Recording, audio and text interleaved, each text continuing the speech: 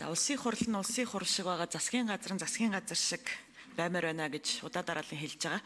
Тэгээ энэ улсын хурал нэг юм засгийн газрын хуулийн элч шиг эсвэл нэг туслан гүйцэтгэх шиг ерөөсөө ажилламааргүй байна.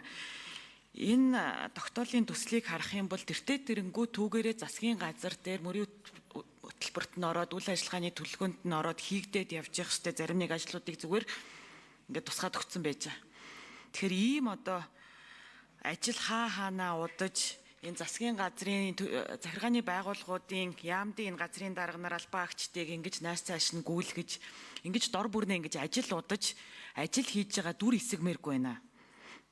Энд байгаа дийлэнх ажил бол угаасаа засгийн газар дээр түүгээрээ явж байгаа ажлууд байгаа даа. Зарим нэг ажлууд нь болохоор ер нь бол аль альныхаа бодлоготой огт нийцэхэргүй ажлууд байна. Жишээлх юм бол бас нэг баахан татаас бас л нэг баахан хөнгөлөлт чөлөөлт урамшуул олгоно энтер гэсэн ийм заалтууд уул нь их хурал дээр чинь гişүүд энийг чинь шүүмжлэл яадаг үстэй. Одоо энэ нэг зах зээлийнхаа гормоор асуудлуудаа шийдээ янз бүрийн татаас хөнгөлөлт чөлөөлтүүдэд таньяал гэж бид нар бол яриад байгаа үстэй. Тэгээ хаанаасаа ийм тогтоолын төсөл боловсруулагдаад ороод ирдгийг эдийн засгийн байнгын хороо санаачилж байгаа бол яагаад эдийн засгийн байнгын хорооны гишүүд дотроос ажлын хэсэг гаргаад ч юм уу явуулаагүй. Түүгээрээ энэ нөгөө яамдынхаа хэдэн дарга нарыг дуудаад энэ яамдынхаа хүмүүсийг суулгаад ингээд нэг өөгч биш булчирхайж биш засгийн ажилч юм уу их хурлын ажил ч юм уу ойлгомжгүй ийм асуудал ер нь хийхэ болов яасан юм бэ?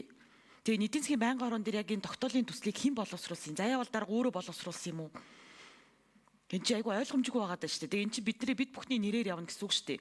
Тэгээ ийм хэн ч хэрэггүй баахан цаас үйлдвэрлэлцдэг. Дараа нь тэгээд улсын хурал яг бодит хуулийнхаа хэрэгжилтийн араас энэ хууль тогтоомжийнхаа хэрэгжилтийн араас явах гэхлээр маш бага одоо хэрэгжилттэй болоод идэг. Тэгээ хаана бид нар ахаал хил ам хийгээ сууна. Тэр ийм хоёрын хооронд ойлгомжгүй зорилго нь тодорхой бус зүйлүүд ер нь бол хийж хаана цагаа өрмээргүй байна гэсэн ийм саналтай байна. Тэгэхээр би бол энэ тогтоолын төслийг бол ер нь дэмжиж болохгүй гэж харж байна.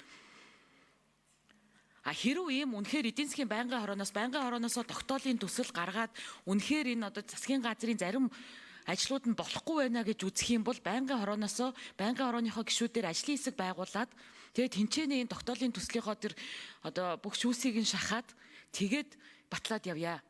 Эсбөгөөс зүгээр энэ хаана боловсруулагдсан мэддэхгүй ийм зүйл хийчих юм бол дараа нь хэдүүлээ хэрэгжилтэн дээрээ л унана. Намар болохоор одоо энэ нөгөө тогтоолын чи хэрэгжилт хайцсан бэ энэ тэргээл бас дахиад яригадаад унана.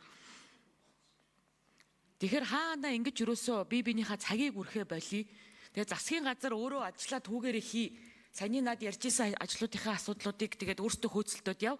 Их хурал зүгээр хуулийнхаа хэрэгжилтийг шахаад ажиллая л гэсэн ийм саналтай байна.